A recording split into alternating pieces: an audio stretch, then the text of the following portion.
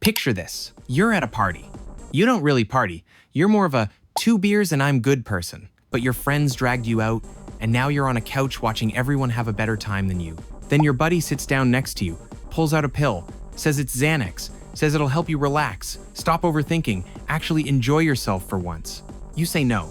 Obviously. You don't do drugs. You've seen the DARE presentations. You know better. But then he hits you with it. Bro, everyone here's done it. You trying to be better than us? You scared? Come on, don't be a pussy. And now it's not about the pill anymore. It's about proving you're not the lame one. So you take it. Oh, hey there. What's 50 times stronger than heroin and somehow easier to get than a prescription for antibiotics? If you guessed B, fentanyl, you're correct. If you guessed D, also correct, but we're focusing on fentanyl today. Here's the fun part. That pill you just took wasn't Xanax. It was pressed fentanyl. Or it was Xanax laced with fentanyl. And the lethal dose is about 2 milligrams. That's the weight of a few grains of salt. You literally cannot see it. Your friend didn't know it was laced. Not because he's secretly Zach Galifianakis trying to roofie the group for a wild weekend in Vegas, just because the guy who pressed these pills in his basement doesn't have FDA quality control. And now you've got about 15 to 30 minutes before your body completely shuts down. Let's find out what it feels like when peer pressure kills you. So what exactly is fentanyl? And why is something this deadly being pressed into fake Xanax bars by guys named Kyle? Fentanyl's a synthetic opioid, created in 1960 by a Belgian chemist who was probably trying to cure cancer or something noble. Instead, he invented the most efficient way to accidentally kill recreational drug users. Hospitals use it because it's incredibly good at blocking pain. It binds to opioid receptors in your brain and nervous system and basically tells your body, hey, stop feeling things. Hey bro, you need to stop feeling things. What? No, why would I?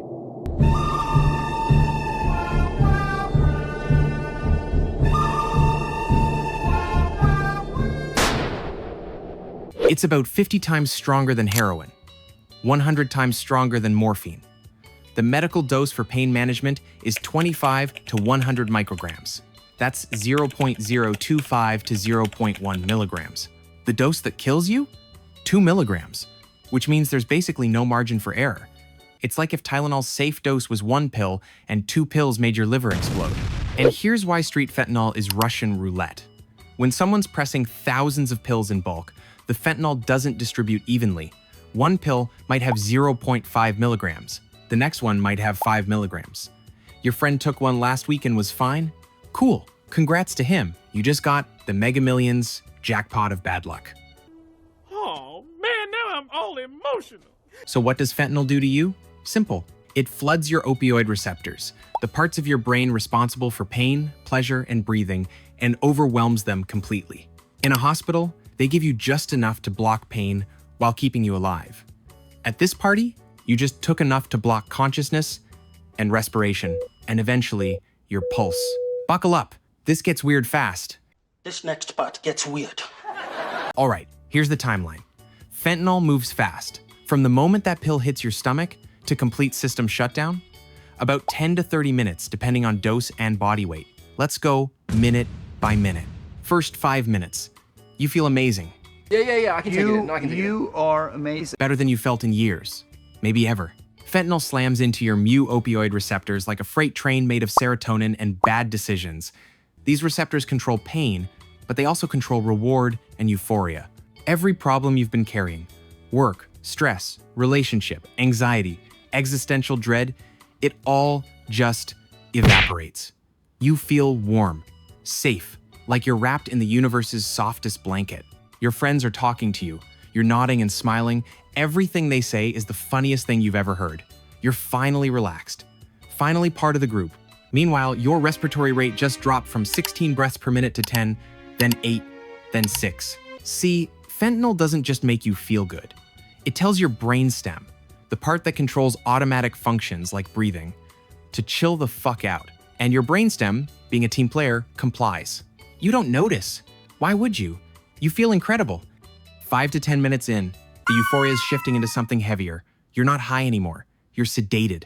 Someone asks if you're okay. You try to answer, but the words come out slow, thick, like your tongue forgot how to work.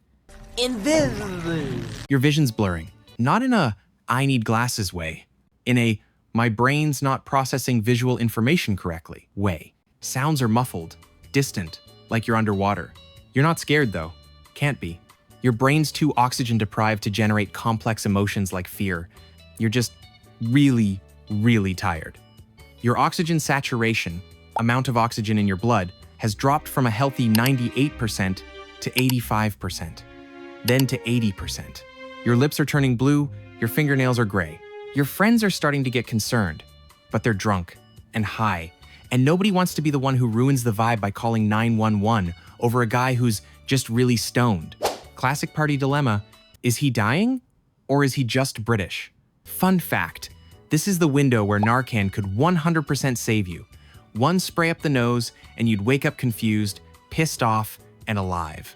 Problem is, nobody at this party has Narcan. Why would they?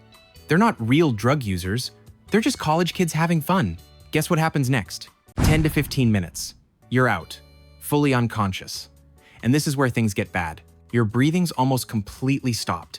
Maybe one breath every 30 seconds, maybe one per minute. Your brain is suffocating. Here's the thing about your brain.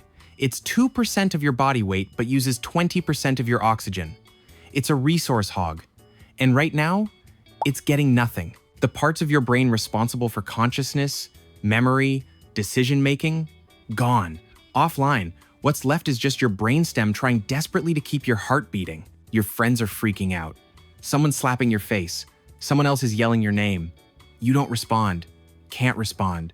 You're not there. Finally, someone calls 911.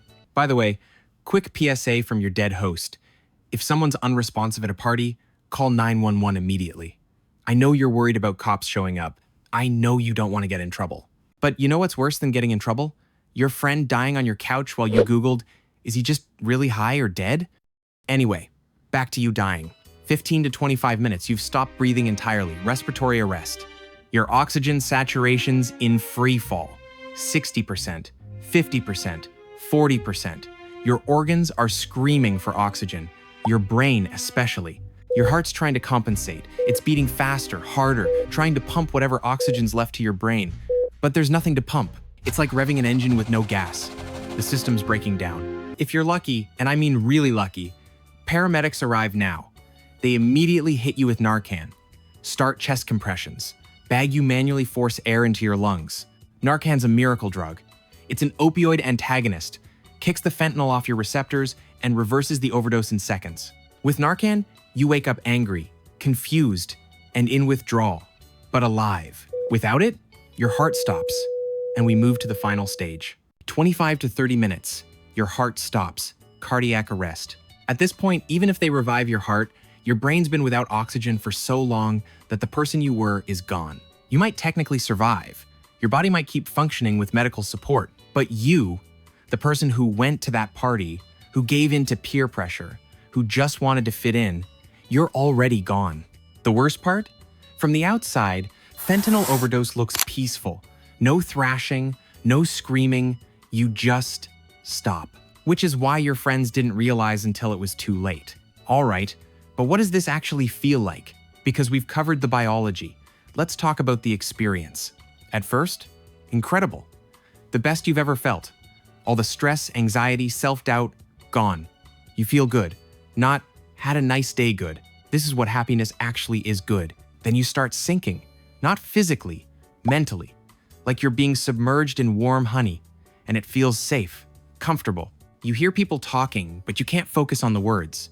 They sound far away. You want to respond, but forming thoughts is too hard. Your brain's moving in slow motion. And here's what makes fentanyl different from most other ways to die. There's no panic, no pain, no desperate gasping for air. You just feel tired, like you could sleep forever. Some survivors describe it as the most comfortable I've ever been. Others say it felt like floating, detached from their body, watching from somewhere else. And emotionally, nothing. No fear, no regret, no final thoughts about your family or what you're leaving behind. Just nothing. Most ways to die, your brain panics, floods you with adrenaline, fights. But fentanyl, It just turns everything off, gently, quietly, which is why it's so dangerous. It doesn't feel dangerous. It feels like relief. Quick reality check. Fentanyl killed over 75,000 people in the US last year. That's more than car accidents, more than gun violence. It's the leading cause of death for Americans aged 18 to 45. And most of them didn't know they were taking fentanyl. They thought they were taking Xanax, or Percocet, or Adderall they bought from a friend of a friend. Here's why it's everywhere. Fentanyl's cheap to make. It's synthetic. No poppy fields needed. You can cook it in a lab. And because it's so potent, you need way less product to get the same effect. So dealers cut everything with it. Bigger profit margins, smaller shipments, higher potency. If some customers die, there's always more customers. It's capitalism, baby. Now that's capitalism. The free market decided your life is worth less than a higher profit margin. Illuminati. So, there you have it. Fentanyl overdose. Fast, painless, and disturbingly easy to stumble into by accident. The peer pressure thing? That's real. I know it sounds like an after-school special, but people actually give into that stuff. Especially when you're young and insecure and just want to be liked. So here's my advice. From one dead guy to whoever's watching this. If someone's pressuring you to take something and your gut says no, just don't. Yeah, they'll call you lame. Yeah, you might feel left out. But you know what's lamer than being the sober guy at a party? Being dead at 23 because you wanted to seem cool. Hit subscribe if you like these type of videos. Oh, and to whoever keeps commenting that my voice sound like AI. Buddy, I'm a ghost. I'm literally artificial at this point. What's your excuse?